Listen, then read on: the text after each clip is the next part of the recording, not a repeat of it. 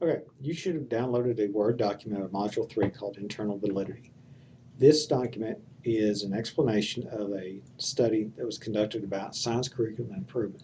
What I'm going to do is kind of go over the basics of what this study was about, explain a few things about the data tables, and then there's some questions that you need to go to your discussion groups on. So basically, here's the deal. There's two researchers who examined the effects of introducing new science curriculum in this district. It's called a SCIS, Science Curriculum Improvement Study. It's an inquiry-based oriented process approach to science. The standard curriculum emphasizes reading a text, answering questions from it, and completing worksheets. It's the way they used to do it. That's the non-SCIS, which is the traditional thing of it's not really science, it's really reading.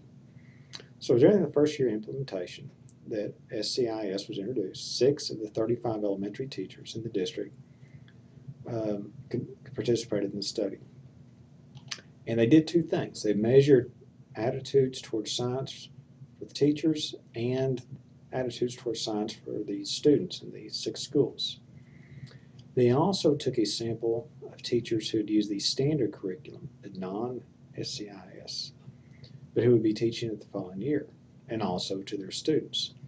So here's what they were really getting after, was on these items, is science is fun, or was fun, depending on whether we're talking about the beginning of the year or the end of the year, whether it's fun, interesting, exciting, or boring, and whether it makes you feel successful, comfortable, curious.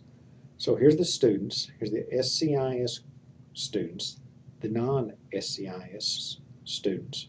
We have the teachers, the SCIS teachers and the non-SCIS teachers. So we've got some scores for them.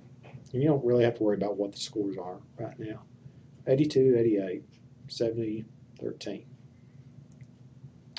And down here we have 59, 11, 76. So for example, science is fun, a score of 82, the SCIS students would be good. For those students who are non-SCIS, they got a 53. The difference between these two was conducted with something called a chi-square. Because of these asterisks, we can assume this is a significant difference. You remember back to the video about differences in scores? There's a difference between these. It's not because of chance. There really is a difference in their scores. So where you see these asterisks, those are significant differences. Now this score of a 13 is low. That's good. We don't want science to be boring. So a lot of them are saying science is not boring. The students in the non-SCIS are more likely to say that it is. So here it's kind of a reverse score. Being low is good. Being high is bad. Same thing here. Being low with uncomfortable is a good thing. Being high with uncomfortable is bad. So we can see for the students from SCIS and non-SCIS, there's a lot of differences in their scores. This is explained down here. For the teachers, those who had the 6 with an SCIS curriculum, and they had 6 that are non-SCIS curriculum, scores are pretty much the same. And because under the chi-square, this part over here, there's no asterisk. That means there's no significant difference. This paragraph explains that. So what you need to do is go into your discussion groups, and there's 3 people in each group.